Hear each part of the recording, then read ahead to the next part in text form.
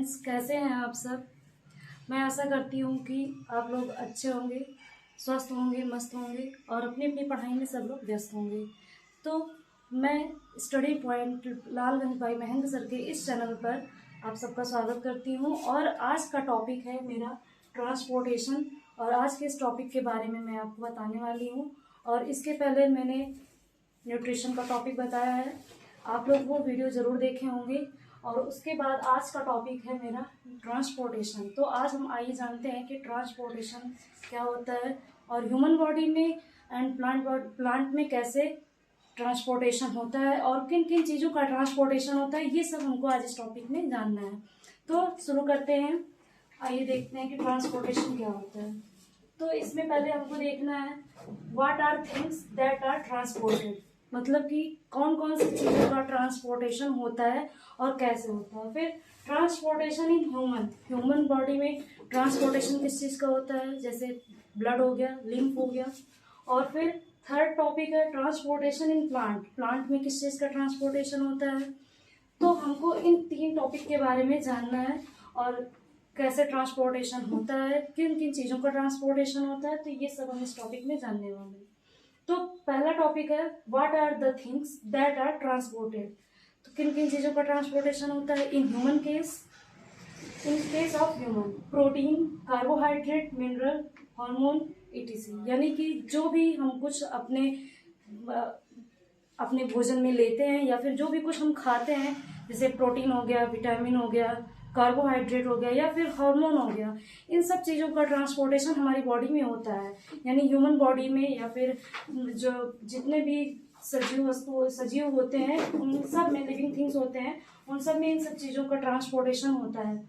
और इन case of plant में अगर हम देखें तो इनमें होता है मिनरल का और H2O का। H2O मतलब आप समझ रहे हैं, H2O को जल बोलते हैं, water, food and other organic substances. जैसे इसमें मिनरल खनिज हो गया, वाटर हो गया और फूड हो गया। और अदर ऑर्गेनिक सब्सटेंसेस फूड में आ जाता है, जैसे जो फोटोसिंथेसिस के द्वारा पत्तियां पौधों में भोजन बनाती हैं, वो हो जाता है। और अदर ऑर्गेनिक सब्सटेंसेस यानी कि जो पौधे अपने जड़ों के द्वारा मिनरल से जो कुछ भी ट्रांसपोर्ट करते हैं, वो अदर ऑर्गेनिक सब्सटेंसेस हो जाते हैं। अब हम जानते हैं कि ट्रांसपोर्टेशन ह्यूमन में कैसे होता है और किस किस चीज़ का होता है। तो human bears two transportation system. Human में दो तरीके से ट्रांसपोर्टेशन होता है, पहला होता है ब्लड से और दूसरा होता है लिम्फ से। तो हम जानते हैं पहला टॉपिक तो ब्लड है, दूसरा लिम्फ है। तो हम जानते हैं कि ब्लड क्या होता है। अब ब्लड के बारे में हम बताते हैं कि व्हाट इज ब्लड, ब्लड क्या है और ब्लड से कैसे ट्रांसपोर्टेशन होता है।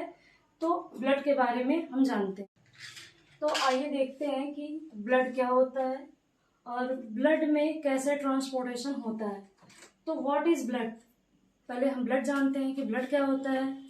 ब्लड तो सभी के शरीर में पाया जाता है, चाहे ह्यूमन बींग्स हों चाहे एनिमल्स हों, सभी के बॉडी में पाया जाता है ब्लड। तो blood it is a connective liquid connective tissue. यानी कि ब्लड जो होता है, रक्त जो होता है, वो एक तरल संयोजी ऊतक होता है। उसको हिंदी में तरल संयोजी ऊतक कहते हैं। और ये ब्लड है तो रेड कलर का होगा। और ब्लड रेड कलर का क्यों होता है, क्योंकि इसमें हीमोग्लोबिन पाया जाता है। बिना हीमोग्लोबिन के ब्लड का रंग रेड होगा ही नहीं। तो ब्लड जो होता है वो लिक्विड कनेक्टिव टिश्यू होता है, यानी तरल संयोजी ऊतक होता है। अब ब्लड के कंपोनेंट क्या होते हैं, क्योंकि ब्लड के भी कोई ना कोई कंपोनेंट होंगे। ब्लड में कितने प्रकार के कंपोनेंट पाए जाते हैं, तो ब्लड में 4 टाइप्स ऑफ कंपोनेंट होते हैं। फर्स्ट होता है plasma, second RBC, third WBC और फोर्थ होता है प्लेटलेट्स। तो इसमें पहला प्लाज्मा होता है। तो अब जैसे कंपोनेंट ऑफ ब्लड है, ब्लड में 4 कंपोनेंट होते हैं, इसमें पहला प्लाज्मा हो जाता है, दूसरा आरबीसी और तीसरा डब्ल्यूबीसी, चौथा प्लेटलेट्स हो जाता है। अब जानते हैं कि प्लाज्मा क्या होता है, क्योंकि बिना प्लाज्मा के तो ब्लड का सर्कुलेशन हो नहीं सकता है, ट्रांसपोर्टेशन होने में प्रॉब्लम होगी। तो यहाँ पे प्लाज्मा के बारे में जानते हैं। प्लाज्मा जो होता है स्ट्रा कलर फ्लूइड होता है। स्ट्रा कलर फ्लूइड का मतलब हुआ कि प्लाज्मा जो होता है वो येलो कलर का होता है, यानी स्ट्रा का मतलब होता है येलो कलर। येलो कलर में उसका फ्लूइड होता है, यानी वो जो तरल संयोजी ऊतक होता है वो कुछ येलोविश कलर में होता है।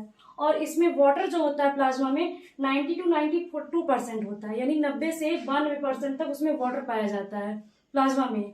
और जो प्रोटीन होता है वो 6 to 8%, यानी प्लाज्मा में 6 से 8% तक प्रोटीन पाया जाता है। 90 से 92% वाटर पाया जाता है और 6 से 8% प्रोटीन पाया जाता है। और फिर उसमें थर्ड सब्सटेंस है mineral and other substance. Mineral यानी खनिज हो गया, और अदर सब्सटेंसेस में विटामिन आ जाता है, प्रोटीन आ जाता है। प्रोटीन तो यहाँ पर दिया ही गया है, और जैसे कार्बोहाइड्रेट हो गया, फैट हो गया, तो अदर सब्सटेंस में आ जाता है। तो ये होता है पूरा प्लाज्मा। प्लाज्मा में क्या होता है और कितनी मात्रा में क्या पाया जाता है वो हो जाता है। फिर सेकेंड आता है आरबीसी। आरबीसी एरिथ्रोसाइट उसको बोलते हैं। आरबीसी का फुल फॉर्म होता है red blood cells. Red blood cells मतलब जो इसको हिंदी में, इसको इंग्लिश में एरिथ्रोसाइट भी कहते हैं। एरिथ्रोसाइट का मतलब होता है, एरिथ्रो का मतलब हो जाता है रेड, और साइट का मतलब हो जाता है सेल। तो जो रेड ब्लड सेल्स होती है उसी को आरबीसी कहा जाता है। तो हम जानते हैं अब कि आरबीसी क्या होता है। तो आइए देखते हैं कि आरबीसी क्या होता है और आरबीसी में कैसे ट्रांसपोर्टेशन होता है। आरबीसी को एरिथ्रोसाइट कहा जाता है। एरिथ्रोसाइट का मतलब होता है, ये इसमें अगर हम इसको पढ़ते हैं तो इसमें 2 वर्ड्स निकल के आते हैं। पहला तो एरिथ्रो होता है और दूसरा साइट्स होता है। तो एरिथ्रो का मतलब होता है रेड एंड साइट्स का मतलब होता है सेल, यानी जो रेड ब्लड सेल्स होती हैं उनको एरिथ्रोसाइट्स कहा जाता है।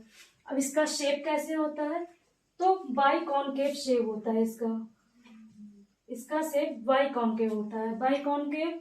और इसमें लैक ऑफ न्यूक्लियस की कमी होती है। और ये कंटेन क्या करता है, यानी हीमोग्लोबिन में पाया क्या जाता है, तो रिच आयरन, यानी आयरन रिच, इसमें अधिक से अधिक मात्रा में आयरन पाया जाता है। आयरन मतलब होता है लौह या लोहा। तो जो रेड ब्लड कार्ड सेल्स होती हैं उसमें वो लोहा पाया जाता है, यानी आयरन रिच कंपाउंड में होता है, और इसी से हीमोग्लोबिन बनता है। बिना आयरन के हीमोग्लोबिन बन ही नहीं सकता। और हीमोग्लोबिन में आयरन के साथ साथ ऑक्सीजन भी पाया जाता है, क्योंकि ये ऑक्सीजन का ही ट्रांसपोर्टेशन करता है। तो हीमोग्लोबिन में ऑक्सीजन तो जरूरी पाया जाएगा।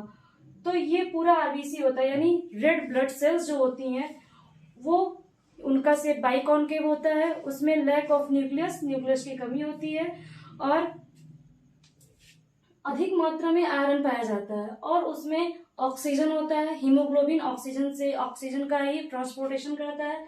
उसके बाद सेकंड आता है डब्ल्यूबीसी। अब जैसे कि आप जानते हैं कि साइंस को कहा जाता है एक्सेप्शन, यानी कि जो बायोलॉजी का एक्सेप्शन होता है वो साइंस का जो एक्सेप्शन होता है वो बायोलॉजी होता है। जैसे अब डब्ल्यूबीसी पढ़ना है, लेकिन डब्ल्यूबीसी में भी कई टाइप्स के डब्ल्यूबीसी होते हैं। अब इसमें पहला डब्ल्यूबीसी को हम जानते हैं कि डब्ल्यूबीसी क्या होता है, उसके बाद बताते हैं। तो पहले डब्ल्यूबीसी होता है, डब्ल्यूबीसी को कहा जाता है व्हाइट ब्लड सेल्स। इसका अदर नेम होता है ल्यूकोसाइट्स। जैसे आरबीसी को एरिथ्रोसाइट कहते थे, वैसे डब्ल्यूबीसी को ल्यूकोसाइट्स बोला जाता है। तो ल्यूको, इसको भी पढ़ने में 2 वर्ड निकल के आ रहे हैं, पहला ल्यूको हो जाता है और दूसरा साइट्स। तो ल्यूको का मतलब होता है व्हाइट और साइट्स का मतलब होता है सेल। तो इसमें जो सेल्स होती हैं वो व्हाइट कलर की होती है, इनका कलर व्हाइट होता है, तो इनको इसीलिए ल्यूकोसाइट्स कहा जाता है। और डब्ल्यूबीसी का फुल फॉर्म भी होता है व्हाइट ब्लड सेल्स। अब ल्यूकोसाइट जो होता है इसके टाइप्स हम देखते हैं, ये कितने टाइप्स के होते हैं। तो ल्यूकोसाइट जो होता है वो 2 टाइप्स का होता है। फर्स्ट होता है ग्रेनुलोसाइट्स एंड सेकेंड होता है एग्रेनुलोसाइट्स। अब ग्रेनुलोसाइट्स क्या है, अग्रेनुलोसाइट्स क्या है, इसके बारे में भी हमको जानना चाहिए। तो ग्रेनुलोसाइट जो होता है इसके भी 3 टाइप्स होते हैं ग्रेनुलोसाइट्स के। पहला होता है इओसिनोफिल्स, सेकेंड होता है बेसोफिल्स, और थर्ड होता है न्यूट्रोफिल्स। तो ये जो इओसिनोफिल्स होता है ये क्या होता है, और फिर बेसोफिल्स क्या होता है, और न्यूट्रोफिल्स क्या होता है, क्योंकि ये तो ग्रेनुलोसाइट्स के टाइप्स हो गए। तो इसके 3 टाइप्स हैं। जो इओसिनोफिल्स होता है इसमें 2 to 5% ऑफ डब्ल्यूबीसी, यानी कि इसमें डब्ल्यूबीसी की जो मात्रा होती है वो 2 से 5% तक होती है। और इसका वर्क क्या होता है, तो ये एलर्जिक रिएक्शन को कम करते हैं। जो जैसे हमारी बॉडी में एलर्जिक रिएक्शन काफी ज्यादा होते हैं या फिर वार्म ज्यादा होता है, तो उसको कंट्रोल करने में ये फंक्शन करता है इओसिनोफिल्स। फिर सेकंड जो होता है बेसोफिल्स। बेसोफिल्स की मात्रा WBC में मात्र 1% होती है। और इसका क्या वर्क होता है, तो ये डिफरेंट टाइप के केमिकल का सिक्रेशन करते हैं, यानी ये डिफरेंट टाइप के केमिकल को हमारी बॉडी में सिक्रेट करते हैं, निकालते हैं, जिससे कि हमारी जो एलर्जी से रिएक्शन होता है हमारी बॉडी में उसको कंट्रोल किया जा सके। तो ये बेसोफिल्स का वर्क होता है। बेसोफिल WBC में ओनली 1% पाया जाता है। थर्ड होता है न्यूट्रोफिल्स। न्यूट्रोफिल्स होता है यही सबसे ज्यादा होता है, और यही जो होता है इसकी मात्रा WBC में 70% होती है, और यही सब कुछ कंट्रोल इसी के हाथ में होता है WBC में।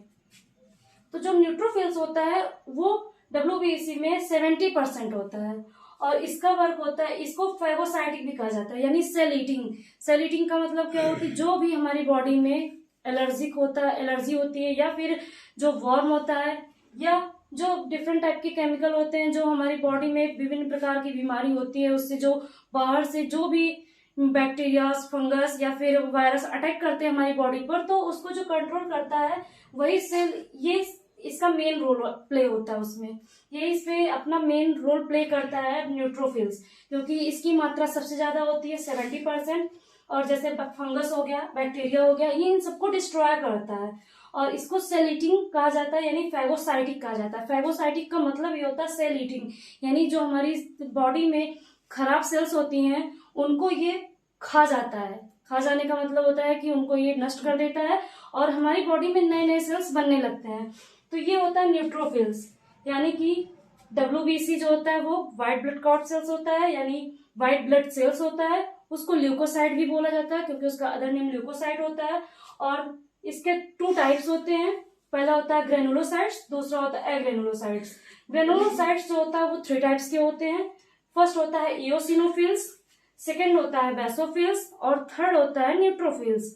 तो जो इओसिनोफिल्स होता है वो 2 to 5% होता है, और WBC में ये एलर्जिक रिएक्शन को कंट्रोल करता है। सेकेंड होता है बेसोफिल्स। बेसोफिल्स जो होता है वो WBC में मात्र 1% होता है, और ये डिफरेंट टाइप के केमिकल का सिक्रेशन करता है हमारी बॉडी में। और थर्ड होता है न्यूट्रोफिल्स। न्यूट्रोफिल्स हमारी बॉडी के WBC में 70% होता है। 70% का मतलब कि ये सबसे ज्यादा हमारी बॉडी में सिक्रेट होता है, और इसका वर्क होता है, यानी इसका फंक्शन होता है फैगोसाइटिक करना, यानी सेल ईटिंग करना। जो हमारी बॉडी पर बाहर से फंगस, बैक्टीरिया, वायरस, या फिर जो हमारी बॉडी को बीमार करने के लिए जो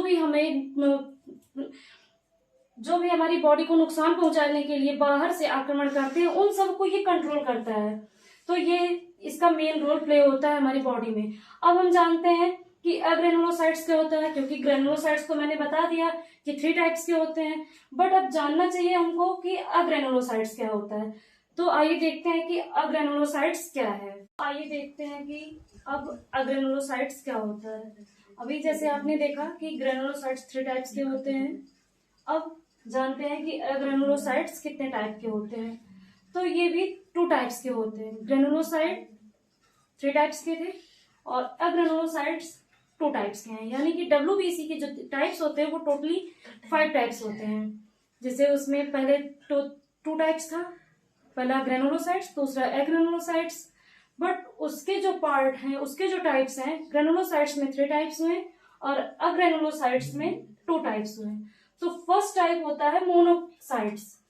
ये मोनोसाइट्स फर्स्ट होता है। मोनोसाइट्स में कितने WBC होते हैं, तो 2 to 3% ऑफ WBC, इसमें 2 से 3% WBC पाए जाते हैं, और ये फैगोसाइटिक होता है। अब जैसे मैंने अभी आपको बताया कि ग्रेनुलोसाइट्स में जो लास्ट में न्यूट्रोफिल्स था उसमें भी फैगोसाइटिक पाया जाता था, लेकिन बट उसमें 70% WBC था, और इसमें 2 to 3% है, बट उसमें ज्यादा WBC था, और इसमें 2 to 3% ही WBC है। फिर सेकंड है लिम्फोसाइट। अब जैसे फैगोसाइटिक का मतलब मैंने बताया वहां पर कि ये सेल ईटिंग करते हैं, यानी इससे जो हमारी बॉडी में खराब सेल होते हैं, यानी जो सेल नष्ट हो चुकी होती है उनको ये खा जाते हैं। और फिर लिम्फोसाइट होता है सेकंड टाइप इसका, जिसमें WBC जो होता है वो 30 to 32% होता है, यानी 30 से 32% तक इसमें WBC पाया जाता है।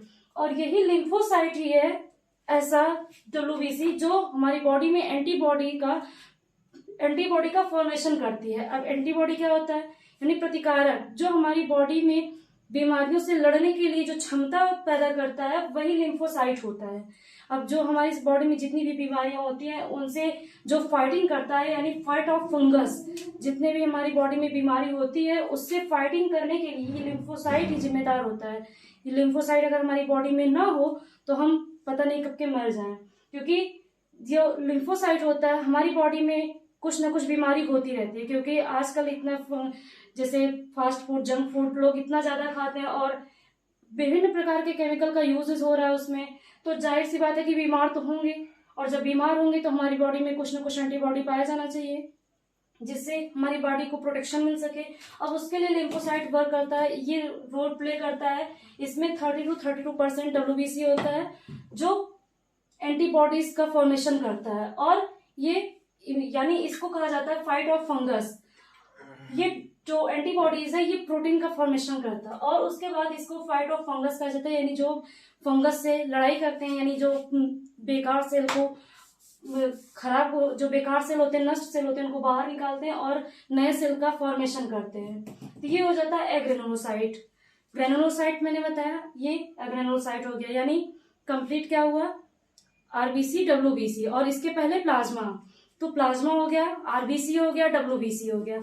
अब इसके बाद लास्ट आता है प्लेटलेट्स। प्लेटलेट्स क्या होता है, जैसे आपने 4 कंपोनेंट देखा ब्लड के, पहला था प्लाज्मा, सेकंड था डब्ल्यूबीसी, थर्ड था आरबीसी डब्ल्यूबीसी, फिर उसके बाद फोर्थ है प्लेटलेट्स। तो प्लेटलेट्स का अदर नेम थ्रोम्बोसाइट्स भी होता है। अब इसके बारे में हम अगले वीडियो में जानते हैं, और आप लोगों को आशा करती हूँ कि ये वीडियो अच्छी लगी होगी, पसंद आई होगी। अगर ये वीडियो आप लोगों को अच्छी लगी हो तो लाइक, शेयर एंड कमेंट जरूर करिएगा। Thank you.